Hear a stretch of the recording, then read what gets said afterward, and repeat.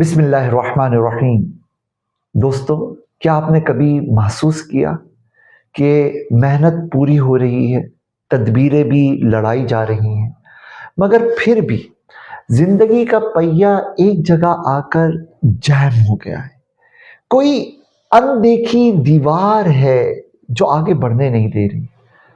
میں نے ایسے لوگوں کو دیکھا ہے جو نماز بھی پڑھتے ہیں، صدقے بھی دیتے ہیں، حرام سے بچنے کی کوشش بھی کرتے ہیں، مگر پھر بھی کہتے نظر آتے ہیں کہ پتہ نہیں مجھ سے کیا غلطی ہو رہی ہے، جو کامیابیاں مجھ سے روٹھی ہوئی ہیں۔ اور جب تھوڑی سی گہرائی میں جایا جائے نا، تو ایک بات سامنے آتی ہے، ماں یا باپ، ان میں سے کسی کا دل کہیں نہ کہیں دکھا ہوا ہوتا ہے۔ اللہ تعالیٰ سورہ بنی اسرائیل کی آیت نمبر 23 میں ایک نہایت بنیادی اصول بیان فرماتا ہے، وَقَضَىٰ رَبُّكَ أَلَّا تَعْبُدُوا إِلَّا إِيَّاهُ، تمہارے رب نے فیصلہ کر دیا کہ اس عبادت صرف اس اللہ کی ہوگی، وَبِالْوَالِدَيْنِ إِحْسَانًا، اور والدین کے ساتھ حسین رویہ اپنانا ہوگا۔ غور کیجئے، اللہ نے اپنی عبادت کے فوراً بعد ہی والدین کے ساتھ صحیح نہیں، اچھا نہیں، بلکہ حسین رویہ اور سلوک اختیار کرنے کا حکم دیا۔ یہ محض ایک اخلاقی نصیحت نہیں، یہ تو ایک ترتیب ہے جو بتا رہی ہے کہ جب ترتیب بگڑتی ہے نا تو اثر بگڑ جاتا ہے۔ یہ بات بہت کم لوگ سمجھتے ہیں کہ والدین کی ناراضی دعا کے رستوں کو بھاری کر دیتی ہے، اور بھاری رستے سے آواز آسمانوں تک پہنچنے میں وقت لگتا ہے۔ سنن ترمذی کی حدیث نمبر 1899 میں ہمارے نبی صلی اللہ علیہ وسلم کا ایک جملہ ہے جو دل ہلا دیتا ہے۔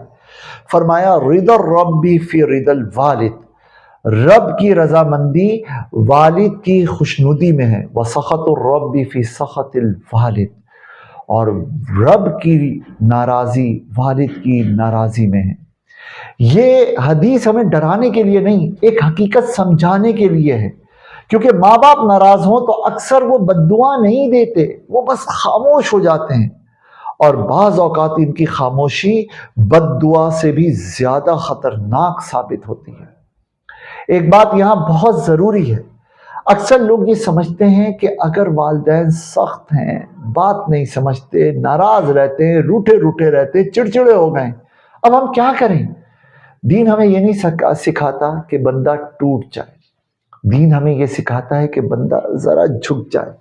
سنن ابن ماجہ میں نبی کریم صلی اللہ علیہ وسلم کا فرمان ہے، ثلاث دعوات مستجابات لا شک فیہ، یعنی 3 دعائیں بلا شبہ ضرور قبول ہوتی ہیں، دعوت المظلوم، مظلوم کی دعا، ودعوت المسافر، اور مسافر کی دعا، ودعوت الوالد علی ولدہ، اور باپ کی دعا اپنے بچے کے لیے، چاہے اس کے حق میں ہو چاہے اس کے خلاف ہو۔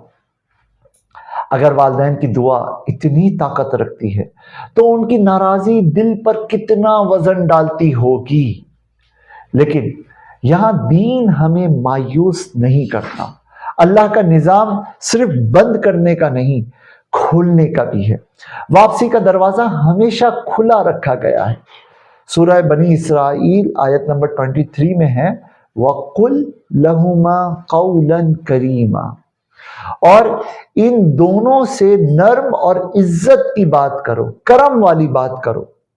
کبھی کبھار صرف ایک نرم جملہ، ایک خاموش خدمت، ایک جھکا ہوا لہجہ وہ کام کر جاتا ہے جو لمبی دعائیں نہیں کر پاتی۔ یہ یاد رکھیے، اللہ نے والدین کو اس لیے نہیں بنایا کہ بندہ ٹوٹ جائے، بلکہ اس لیے بنایا ہے کہ بندہ سنور جائے۔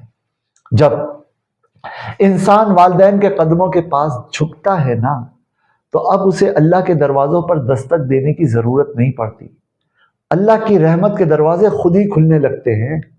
اگر آج آپ کی دعا رکی ہوئی آپ کو محسوس ہو رہی ہے نا، تو الفاظ بدلنے سے پہلے رویہ بدل کر دیکھیے۔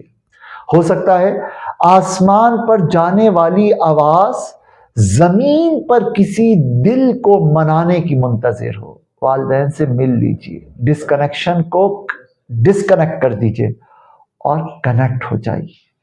آپ کا لہجہ، آپ کا انداز، آپ کی باتیں، چھوٹی چھوٹی چیزیں، چھوٹی چھوٹی خدمتیں والدین کے دل کو خوش کر گئی نا، تو دعائیں بارآور ہو جائیں گی، کامیابیاں روٹھی ہوئی واپس آ جائیں گی، اور آپ ترقی اور عروج کی منازل ایسے طے کریں گے کہ آپ خود حیران رہ جائیں گے۔ اللہ پاک ہمیں اور آپ کو اپنے والدین کا خیال کرنے کی توفیق عطا فرمائے۔ آمین برحمتک یا ارحم الراحمین۔